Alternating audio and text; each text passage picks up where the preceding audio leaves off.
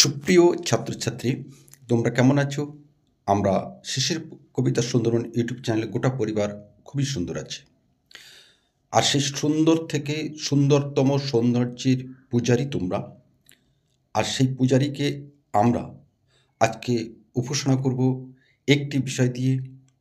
West Bengal state university NAP BA minor Bengali first সেমিস্টারের প্রশ্নপত্র তোমাদের সামনে তুলে ধরব। যেহেতু তোমরা নতুন এবছরে, সেহেতু তোমাদের প্রশ্নপত্র একটু দেখে নেওয়া দরকার। তোমাদের প্রস্তুতি নিতে হবে। 2026 সালের প্রথম দিকেই তোমাদের পরীক্ষা সম্পন্ন হবে এবং তোমরা দেখে নাও আজকে এই যে বাংলা মাইনর অর্থাৎ কোর, অনার্সদের কোর বলে, আর যারা পাস করছে তাদের মাইনর বলা হয়, সেই প্রশ্নপত্র আমরা আলোচনা করে দেবো।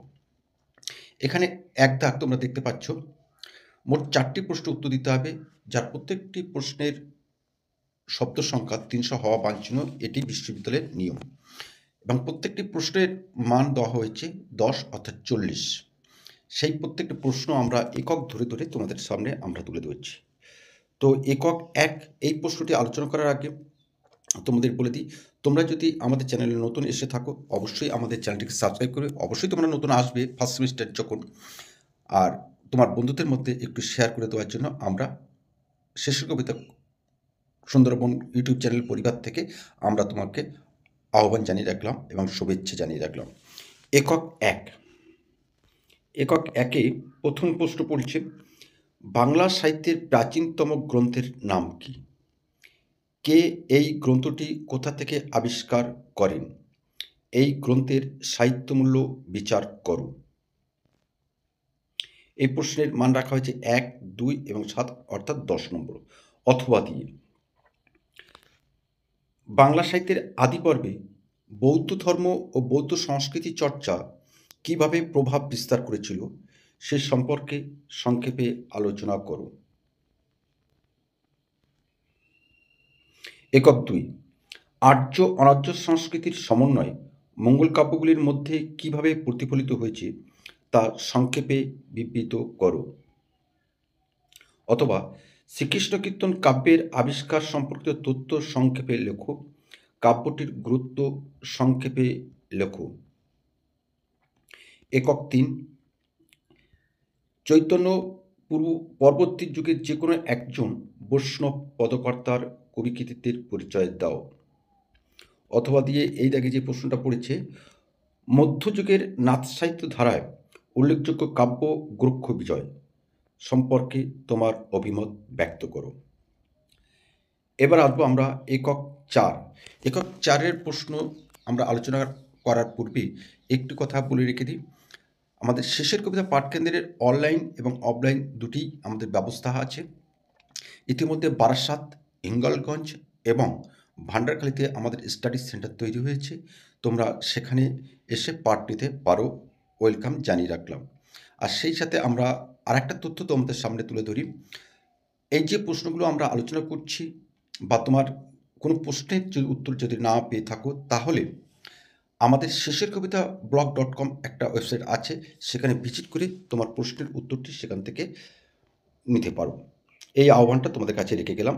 আর সেই সাথে আমাদের ওয়েস্ট বেঙ্গল স্টেট ইউনিভার্সিটির 17টি কলেজ আমাদের এই শেষের কবিতা সুন্দরবন ইউটিউব চ্যানেলের সঙ্গে যুক্ত, এবং এছাড়াও কলকাতা বিদ্যাসাগর কলেজের অসংখ্য ছাত্রছাত্রী, অতঃপর আমাদের পার্শ্ববর্তী যে দেশ বাংলাদেশ আছে, সেখানে কিন্তু সাহিত্যপ্রেমী অনেকেই কিন্তু আমাদের এই শেষের কবিতা সুন্দরবন ইউটিউব চ্যানেলের সঙ্গে জড়িত, এবং তারা প্রতিনিয়ত আমাদেরকে ফলো আপ করে এবং আমাদেরকে পরামর্শ দিয়ে আমাদেরকে উৎসাহিত করে। আর তোমরাও আমাদেরকে সেই ব্যাপারে উৎসাহিত করবে এবং আমাদেরকে পরামর্শ দেবে, এবং তোমাদের কোনো সমস্যা থাকলে সরাসরি ফোন অথবা হোয়াটসঅ্যাপ করে আমাদেরকে জানাতে পারো। তবে হোয়াটসঅ্যাপ করার আগে তোমাদেরকে একটা কথা বলে দিই, তুমি তোমার নাম এবং কলেজের নামটি কিন্তু অবশ্যই আমাদেরকে জানাবে। একক 4, আখড়াই গান কাকে বলে? এই গান কোন সময়ে প্রচলিত হয়ে উঠেছিল? এই গানের বৈশিষ্ট্য ও বিবর্তন সম্পর্কে আলোকপাত করো। অথবা দিয়ে যে প্রশ্নটা পড়েছে, বাংলা সাহিত্যের যে বিশেষ কালপর্বকে অবক্ষয় পর্ব বলে অভিহিত করা হয়, তার সময়কাল ও বৈশিষ্ট্য বিভিন্ন ধারা সম্পর্কে সংক্ষেপে আলোচনা করব। এবার আসবো আমরা দুদাগ। তোমাদের টিকা লিখতে হয় এখানে মূলত নিম্নলিখিত যে কোনো দুটি বিষয় সম্পর্কে সংক্ষিপ্ত উত্তর দাও। প্রতিটি উত্তরের মান রাখা হয়েছে 5 এবং 150টি অনধিক 150টি শব্দের মধ্যে তোমাদের লিখতে হবে। এরূপ কিন্তু বিশ্ববিদ্যালয়ের একটা নিয়ম আছে। প্রথমে পড়েছে চর্যাপদের ভাষা, যে ভাষাকে বলা হচ্ছে সান্ধ্য ভাষা বা আলো আধারী ভাষা। ধর্মমঙ্গল কাব্যের কাহিনী, আগমনী গান সার্থপথবলী থেকে সর্বশেষ আমাদের যেটি পড়তে হবে টপ্পা গান। এটাই ছিল 2024-25 শিক্ষাবর্ষের প্রথম সেমিস্টারের বাংলা মাইনর অর্থাৎ জেনারেল এবং অনার্সের যারা পড়ে তাদের কোর সাবজেক্ট হিসাবে যে প্রশ্ন পড়ে গেছিল, সর্বশেষ প্রশ্ন, সেটি তোমাদের সামনে তুলে ধরলাম আমরা। আশা করছি তোমাদের যে আসন্ন যে পরীক্ষা, সেই পরীক্ষার ক্ষেত্রে এই প্রশ্নপত্রটি তোমাদের ভীষণ কাজে আসবে। আর তোমাদের যদি কাজে আসে তবেই আমাদের চরম সার্থকতা লাভ করব।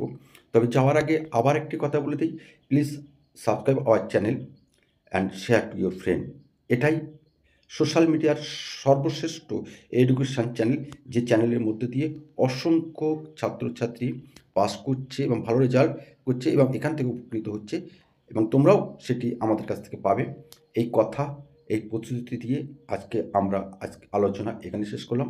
আবার অন্য কোনো একটা সময় নিঃসন্দেহে তোমার সাথে আমাদের দেখা হবে, এই প্রত্যাশা নিয়ে আমরা আজকে এখানে রাখলাম। ধন্যবাদ। সকলেই সুন্দর থেকো, ভালো থেকো।